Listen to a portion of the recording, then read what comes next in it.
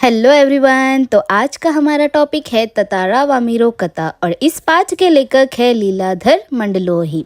तो प्रस्तुत पाठ ततारा वामीरो कथा अंडमान निकोबार द्वीप समूह के एक छोटे से द्वीप पर केंद्रित है और इस द्वीप पर एक दूसरे से शत्रुता का भाव अपनी अंतिम सीमा पर पहुंचा चुका था और इस शत्रुता की भावनाओं को जड़ से उखाड़ने के लिए एक जोड़ों का आत्म बलिदान देना पड़ा था और उसी जोड़ों के बलिदान का वर्णन लेखक ने प्रस्तुत पाठ में किया है। तो बहुत समय पहले जब लिटिल अंडमान और कार निकोबार एक साथ जुड़े हुए थे तब वहाँ एक बहुत सुंदर गांव हुआ करता था। उसी गांव के पास ही एक सुंदर और शक्तिशाली युवक रहा करता था जिसका नाम ततारा था। निकोबार के सभी व्यक्ति उससे बहुत प्यार करते थे, इसी कारण कि ततारा एक भला और सबकी मदद करने वाला व्यक्ति था। जब भी कोई मुसीबत में होता तो हर कोई उसी को याद करता था और वो भी भागा भागा वही उनकी मदद करने के लिए पहुंचा जाता था। और ततारा हमेशा अपनी पारंपरिक पोशाक ही पहनता था और हमेशा अपनी कमर में एक लकड़ी की तलवार को बांधे रखता था। लोगों का मानना था कि उस तलवार में लकड़ी के होने के बावजूद भी अनोखी दैवीय शक्ति थी।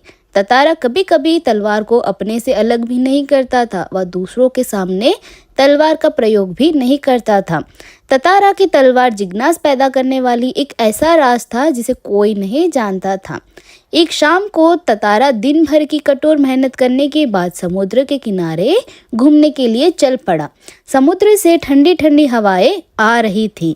शाम के समय पक्षियों की जो चहचहाटे होती है वो भी धीरे धीरे शांत हो रही थी। अपने ही विचारों में खोया हुआ ततारा समुद्री बालू पर बैठकर सूरज की आखिरी किरणों को समुद्र के पानी पर देख रहा था जो बहुत रंग बिरंगी लग रही थी। तभी कहीं से उसे मधुर संगीत सुनाई दिया जो उसी के आसपास कोई गा रहा था। ततारा बेचैन मन से उस दिशा की ओर बढ़ता गया। आखिरकार ततारा की नज़र एक युवती पर पड़ी। उस युवती को यह पता नहीं था कि कोई युवक उसे बिना कुछ बोले बस देखता ही जा रहा है। उसी समय अचानक एक ऊंची लहर उठी और उसे भिगोकर चली गई। इस तरह अचानक भीगने से वह युवती हड़बड़ा गई और अपना गाना भूल गई। ततारा ने बहुत ही विनम्र तरीके से उस युवती से पूछा, तुमने अचानक इतना सुरीला और अच्छा गाना अधूरा ही क्यों छोड़ दिया?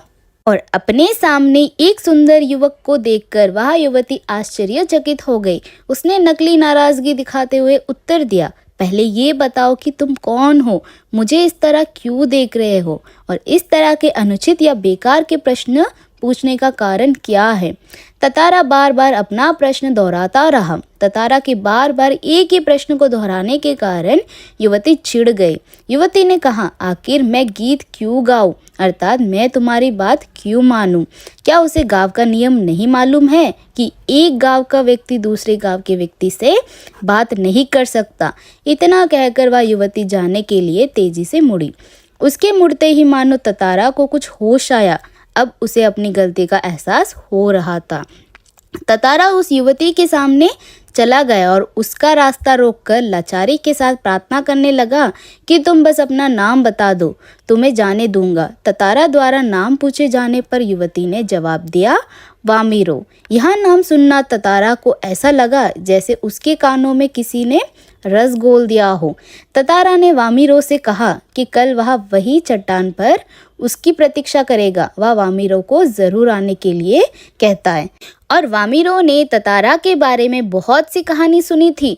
उसकी सोच में ततारा एक बहुत ही शक्तिशाली युवक था, परंतु वही ततारो जब वामीरो के सामने आया तो बिल्कुल ही अलग रूप में था। वह सुंदर और शक्तिशाली तो था ही, साथ ही साथ वह बहुत ही शांत, समझदार और सीधा साधा था। वह बिल्कुल वैसा ही था जैसे वामीरो ने अपने जीवन साथी के बारे में सोचती थी, परंतु दूसरे गांव के युवक के साथ उसका संबंध रीति रिवाजों के विरुद्ध था। इसीलिए वामीरो ने ततारा को भूल जाना ही समझदारी समझा। परंतु यह आसान नहीं लग रहा था क्योंकि ततारा बार बार उसकी आंखों के सामने आ रहा था, जैसे वह बिना पलकों को झपकाए उसकी प्रतीक्षा कर रहा हो। ततारा दिन ढलने से बहुत पहले ही लाप्ती गांव की उस समुद्री चट्टान पर पहुंच गया था जहां उसने वामीरो को आने के लिए कहा था। वामिरो के इंतज़ार में उसे हर एक पल बहुत अधिक लंबा लग रहा था। उसके अंदर एक शक भी पैदा हो गया था कि अगर वामिरो आए ही नहीं तो उसके पास प्रतीक्षा करने के अलावा और कोई चारा नहीं था। वामिरो ततारा से मिलने आ ही गई। ततारा और वामिरो अब हर रोज़ उसी जगह मिलने लगे। लाप्ती के कुछ युवकों को इस प्रेम के बारे में पता चल गया और ये खबर हवा की तरह हर जगह फैल गई।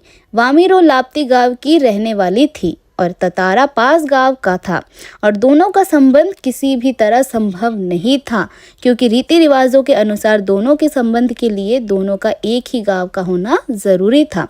कुछ समय बाद पास गांव में पशु पर्व का आयोजन किया गया। पशु पर्व में हट्टे कट्टे पशुओं को दिखावे के अलावा पशुओं से युवकों की शक्ति परखने की प्रतियोगिता में होती है और ततारा का मन इनमें से किसी भी कार्यक्रम में नहीं लग रहा था। उसकी परेशान आंखों में वामिरो को ढूंढने में व्यस्त थी। जब ततारा ने वामिरो को देखा तो उसकी आंखें नमी से भरी थी और उसके होठ डर कर कांप रहे थे। ततारा को देखते ही वामिरो फूट फूट कर रोने लगी। ततारा इस तरह वामिरो को रोते देखकर भावुक हो गया। वामिरो ने रोने की आवाज़ सुनकर वामिरो की माँ वहाँ आ गई और दोनों को एक साथ देखकर गुस्सा हो गई। उसने ततारा को कई तरह से अपमानित करना शुरू कर दिया। गांव वाले भी ततारा के विरुद्ध थे और बोलने लगे कि लोगों की बातों को सुनना और अब ततारा के लिए सहन कर पाना मुश्किल रह गया था। अचानक उसका हाथ उसी की तलवार पर आकर टिक गया। गुस्से से उसने तलवार निकाली और उसने अपने गुस्से को शांत करने के लिए अपनी पूरी शक्ति से तलवार को धरती में गाड़ दिया और अपनी पूरी ताकत से उसे खींचने लगा। जो लकीर ततारा ने खींची थी उस लकीर के सीध में धरती फटती ही जा रही थी। ततारा द्वीप के एक ओर था और वामिरो दूसरी ओर। ततारा को जैसे ही होश आया उसने देखा कि द्वीप की जिस ओर वहाँ है वो टुकड़ा समुद्र में धंसने लगा। अब वह तड़पने लगा। वह छलांग लगाकर दूसरे ओर जाना चाहता था, परंतु उसकी पकड़ ढीली पड़ गई और वह नीचे की ओर फिसलने लगा। वह उस कटे हुए द्वीप के उस आखिरी भूभाग पर बेहोश पड़ा हुआ था जो संयोगवश उस द्वीप से जुड़ा हुआ था। बहता हुआ ततारा कहाँ गया, उसके बाद उसका क्या हुआ, ये कोई नहीं जान सका। इधर वामिरो ततारा से अलग होने के कारण पागल हो गई। वह हर समय बस ततारा को खोजती रहती और उसी जगह आकर घंटों बैठी रहती जहां वो ततारा से मिलने आया करती थी। उसने खाना पीना छोड़ दिया। परिवार से वह कहीं अलग हो गई। लोगों ने उसे ढूंढने की बहुत कोशिश की, परंतु अब वामिरो का भी कोई सुराग नहीं मिल रहा था कि वह कहाँ गई। आज ना तो ततारा है और ना ही वामिरो, परंतु फिर भी आज उनकी प्रेम कथा हर घर में सुनाई जाती है। निकोबार के निवासियों का मानना है कि ततारा की तलवार से कार निकोबार के जो 2 टुकड़े हुए उसमें से दूसरा टुकड़ा आज लिटिल अंडमान के नाम से प्रसिद्ध है, जो कार निकोबार से 96 किमी दूर स्थित है। निकोबार निवासियों ने इस घटना के बाद अपनी परंपरा को बदला और दूसरे गांव में भी विवाह संबंध बनाने लगे। ततारा वामिरो की जो एक दूसरे के लिए त्यागमय मृत्यु थी, वह शायद इस सुखद बदलाव के लिए थी। तो दोस्तों, उम्मीद करती हूँ आपको ये वीडियो पसंद आया होगा। अगर पसंद आया हो तो प्लीज़ मेरे चैनल को लाइक, शेयर एंड सब्सक्राइब ज़रूर करना। तो चलिए मिलते हैं अगले वाले वीडियो में।